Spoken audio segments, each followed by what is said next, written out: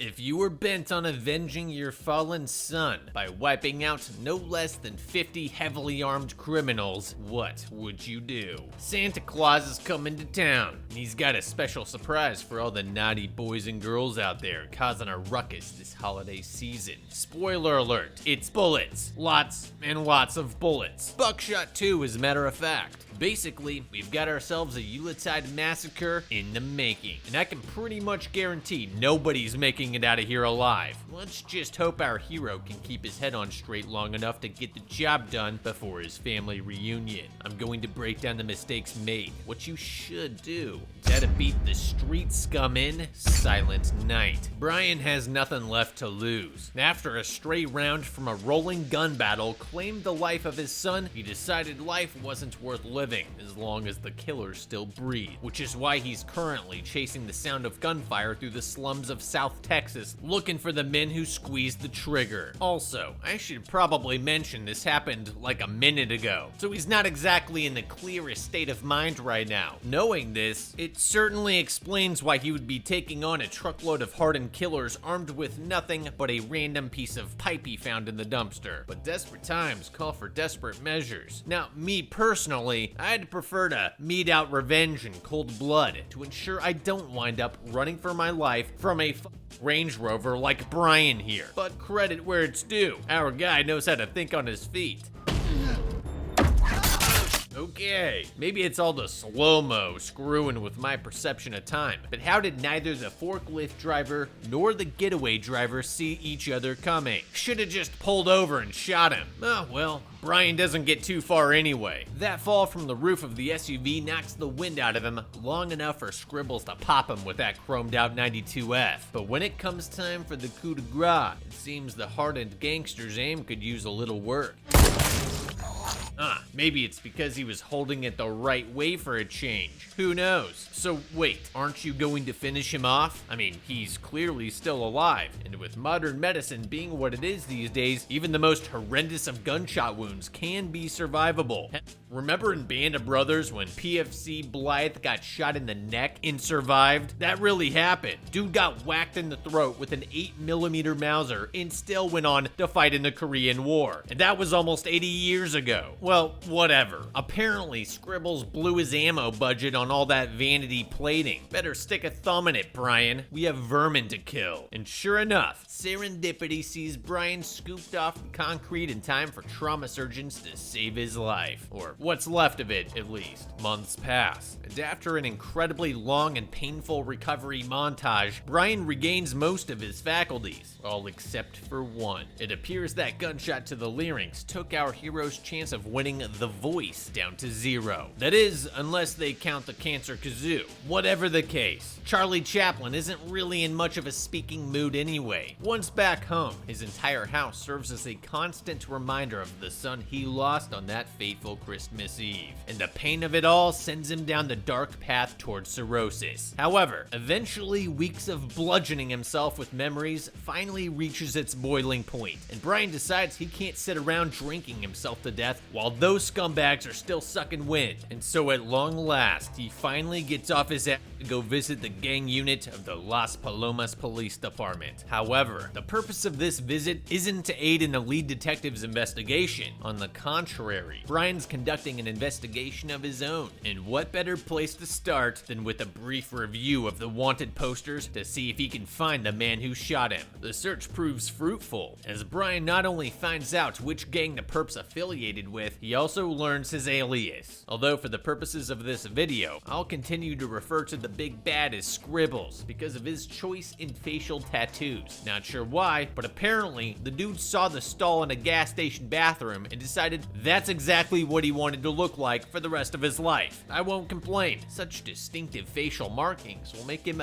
much easier to track. Now, I do think this was a great place to start, as we now have the faces of a few of Scribbles' known associates, but I'd be careful careful with how much time I spend poring over all these mugshots. If Brian's planning some vigilante action, and I'm thinking he is, showing too much interest in the criminals could come off as suspicious once the bodies start piling up. At this stage, it's probably fine, but we'll definitely want to stay off law enforcement's radar entirely going forward. More on this later. Of course, before we start driving around looking for trouble, one thing to keep in mind is that even gang members are human beings, and as such, have families, friends, and other people who genuinely care about them. We can exploit this. I'd start by going over obituaries and police blotter reports from the day of the incident to see if we can find the name of that getaway driver who lost his head to the forklift. It also couldn't hurt to look into the guys they were shooting it out with in the orange car too. I'm gonna go ahead and say that wasn't a random case of road rage, meaning both parties were probably known to one another in some capacity. If so, it's possible the dead man's homeboys might have more information on who we're looking for and where we can find them. In that case, I'd start by tracking down the deceased's next of kin and observing them to see if they maintain any kind of connection with other members of the gang. This might not be easy. There's no guarantee this information was even made public to begin with. If all else fails, we'll just have to look online for news coverage of the incident in the hopes one of the violent gangster's moms comes on to tell us how he was always a good boy who never hurt anybody. However, before we can start pulling violent psychopaths off the street to interrogate them, we're gonna have to get tough. It seems all that time spent sulking in the dark left Brian's body in an advanced state of atrophy, so I can understand why he'd want to postpone his entire revenge plot until Christmas Eve, to give himself a chance to pile on the gains. After all, as any flat-range gun tuber will tell you, a general lack of physical fitness will get you killed in the streets. For real though, the stronger you are, the faster you can move under level 4 plates, and being able to reposition quickly is crucial to surviving a gunfight, even if it's against a bunch of untrained chain smokers. And speaking of training, we'll have to get on that as well. Judging by the first part of his vigilante glow-up montage, Brian's never fired a gun before in his life. It definitely makes the right choice to pay for some lessons down at the local range, but surviving the kind of fight he's gearing up for involves a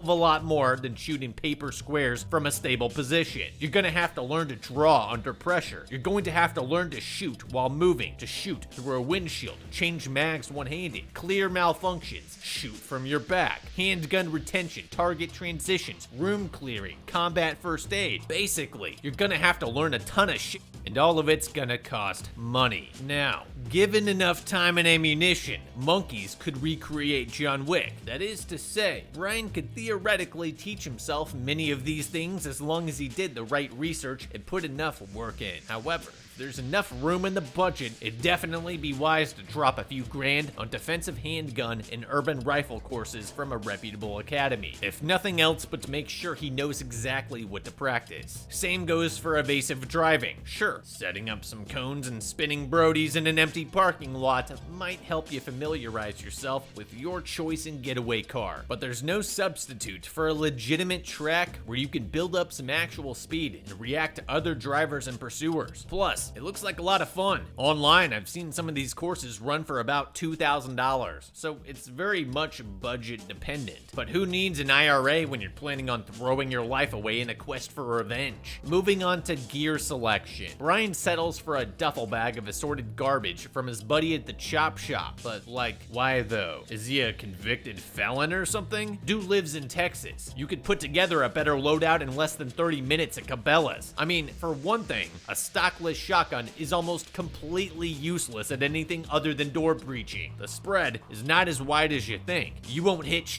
Throw that bag in the dumpster where it belongs, and listen to my words carefully. AR pistol, 11.5 inch. Get a sling, EOTech EXPS3, G43 magnifier, Surefire M640 DFT Pro, and SBR that mofo.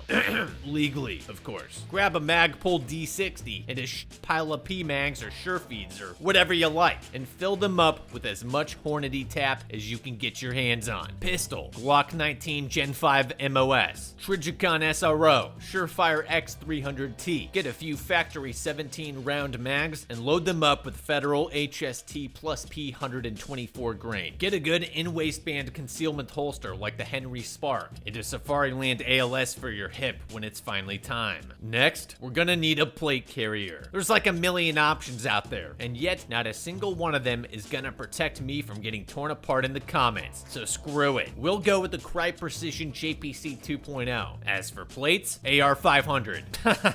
We want to live. Good ones are really expensive though. That said, I highly doubt we'll run into anything more substantial than 7.62x39 going up against a street game. So, a pair of Hesco 200 series special rifle threat plates will probably do fine. All told, before taxes and shipping, we're looking at about $9,145. Maybe I got a little carried away. Well, whatever. It's not like we need the kids' college fund anymore, and given our low probability of success, we might as well max out the credit cards too. I don't know. Fill your plate carrier with tannerite if you're worried about saving money. As for our vigilante mobile, I'm thinking something quiet, reliable, and unassuming. You know, basically the opposite of that bright red Mustang Brian picks up from under the overpass, which he then proceeds to make even more visually distinct by welding on a giant push bumper. Like, I get the desire to ride around in something beefy in case we need to make a quick getaway, but the reality is we're gonna be spending a lot more time tailing and observing these guys than driving away from them. So we want something extremely boring that won't leave an impression. Something like a nice Toyota Camry in commuter gray. Besides, I already blew out the budget on guns and ammo, so this is what we're going with. Anyway, now that his second training montage is done, Brian decides to start putting his plan into motion, and somehow he's already found the gang's secret hideout. I guess they must be on Google Maps or something, because literally nothing has happened so far that would lead him to this location. Seriously, am I missing something here? All these men are wanted fugitives, and our guy found them without hardly trying. So what the hell are the cops doing? I mean, these guys are literally conducting official gang business right out in the open. They probably wouldn't even need a warrant. Well, whatever. We'll just assume Brian got lucky, because this is a huge win for Team Vengeance. Routinely staking out this place will help us get a sense of their manpower, armaments, and general habits. And once we identify leadership figures, we can follow one of them home each night until we find one vulnerable enough to attack. Of course, if you really want to pick someone off, you gotta fuck around with their money. So we'll also want to identify their primary sources of income and disrupt them as much as possible. Bonus points if we can make it look like the work of a rival gang. We know from the first encounter that Scribbles likes to handle things personally, so causing enough problems could help draw him out into the open. Or we could just get lucky again and catch him out in the hardware store parking lot. Yeah, put away the knife, genius. I can pretty much guarantee it's not gonna go your way. He and all his goons are almost certainly strapped, and there's a pretty good chance he'll spot you well before you're close enough to do anything. Sure, I doubt a hardened criminal mastermind like Scribbles can remember the face of everyone he's killed, but Brian is a special case. Not only did he decapitate one of the man's cronies in the most spectacular way possible, his miraculous recovery in the hospital following his involvement in a major shootout would have definitely made the news. On second thought, dude doesn't strike me as the news-watching type. Regardless, the way Brian's staring daggers at this guy, it's only a matter of time before they realize he's up to something. And God knows these boys don't need much of an excuse for violence.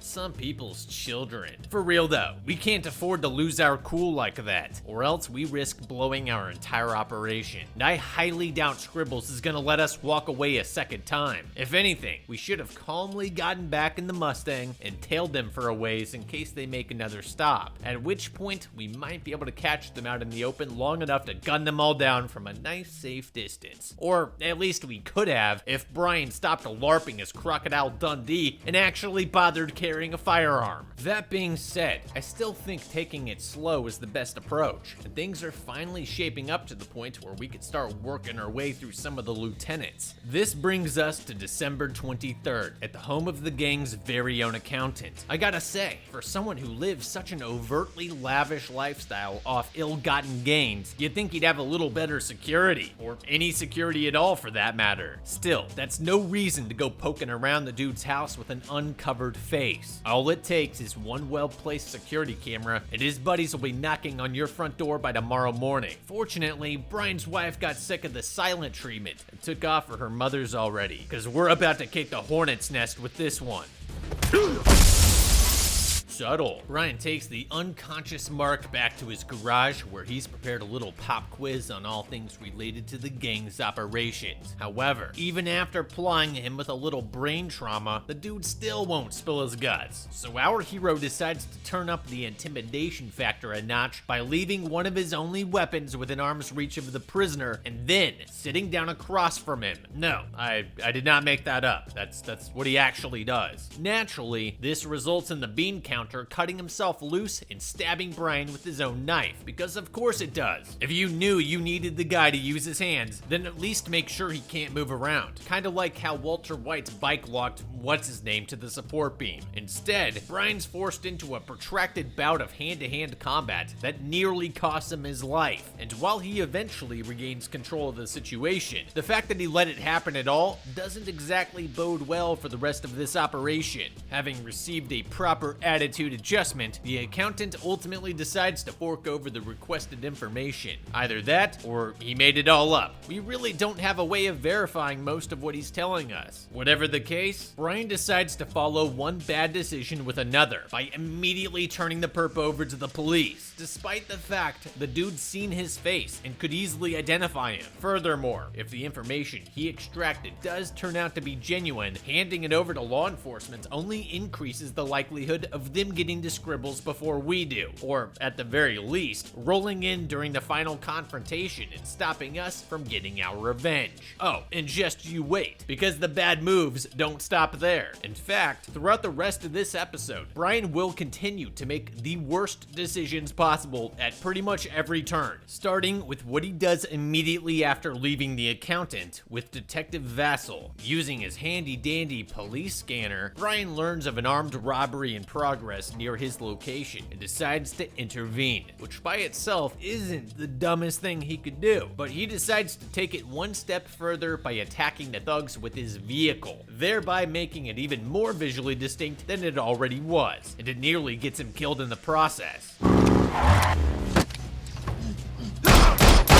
Guess it's a good thing he went with the red car after all. Then again, he wouldn't have had to worry about blood in the first place had he just driven up to the crooks and gunned them both down right where they stood. Maybe a little arterial spray, but not a whole ass corpse sliding down his windshield. Now, I know what you're probably thinking. We've just killed another one of Scribbles' guys, so we should probably cut off his fingers and deliver them to his hideout as some kind of warning. Oh, wait, you're not thinking that? Yeah, that's probably because it's extremely stupid. Why would you let your target know that someone's coming after him? As a general rule, people are always easier to kill when they don't know you exist. That being said, this whole point is about to be decisively moot, because what our hero does next makes you legitimately question whether he actually wants to live long enough to see this through. You see, tonight is Christmas Eve, exactly 1 year after those scumbags would take the world from him, and the night he plans to take his revenge.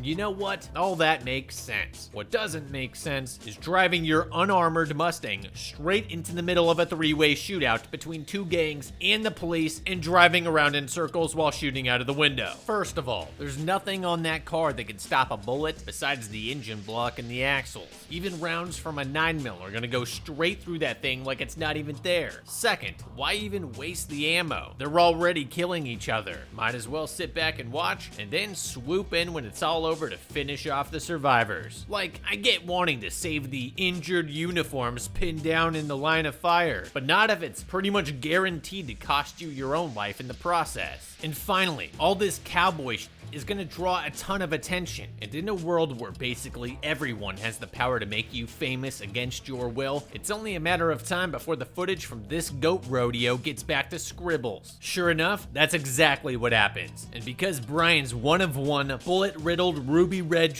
box is instantly recognizable, he quickly finds himself in a rolling gun battle against an SUV full of heavily armed lunatics on Christmas Eve. Now where have I seen this before? Here's hoping one of their recklessly discharged hollow points doesn't find its way into the son of someone else with nothing left to lose, or this nightmare might actually get a sequel. Fortunately, Brian manages to put an end to this freak parade by slingshotting his pursuers into yet another random truckload of human garbage, thereby taking them all out with exactly 0 collateral damage. How convenient. Of course, there's still the matter of the lone motorcyclist who just won't quit. Now, if this guy were smart, he would just maintain a safe distance behind the Mustang where Brian could never hope to shake him, and either shoot him through the rear windshield or simply keep the target in sight until they can get more bodies on the scene. But he's not smart, which is why this happens.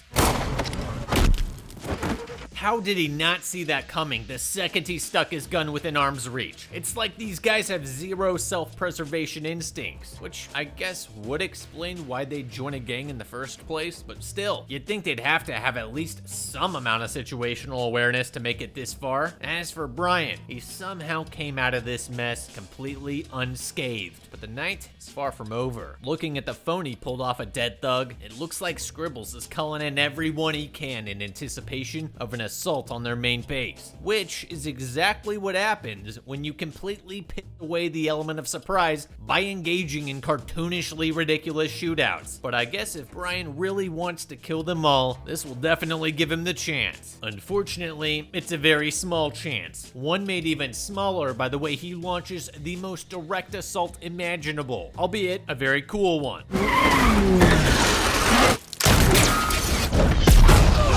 Well, that's impossible, but what the heck, right? It's not like that was the most unrealistic thing we've seen so far. I will say, were I in his shoes, before going in, I would have tried picking off Scribbles and as many of his henchmen as possible from that vantage point he was using to conduct surveillance. But of course, that would necessitate the use of a half-decent rifle. And as we know, Brian only brought a bunch of close-range bullshit. Because of this, his only option is to take them all on at once, while fighting a literal uphill battle up a giant stairwell. That said, he would have been infinitely better served by the loadout I mentioned earlier than any combination of pistols and shotguns he could bring into this place. Even a bare-bones AR set up with a cheap weapon light and loaded with steel case 55 grain would be a step up from what he's got now. For starters, it'll have significantly less recoil, which would make it easier for follow-up shots on multiple targets, and he could carry a hell of a lot more ammunition. Sure, it'd be fine if they didn't have guns of their own, but they do, which is why you want the best rifle ever made. I will say, it's a good thing Bryant brought that body armor with him because his reaction time sucks. Half the time, the bad guys are able to get like 3 or 4 shots off before he even returns fire, and it's only a matter of time before one of them lands. Just like that. However, this is where Brian's luck starts running out, as he suddenly comes face to face with a very pissed off Goonzilla, who somehow survived that insane car wreck from earlier, and he's itching for some payback. He's also seemingly unarmed, so instead of trying to duke it out with this guy, which is almost certainly his forte, I'd be solely focused on creating enough space to draw and shoot him from retention. See, this is clearly something Brian didn't think to practice, as he extends his arm all the way out towards Ruiz while lying on his back. Now he's forced into an even longer and more painful fight than the one he had with the accountant, but it all comes to an end once he gets his hands on a proper weapon.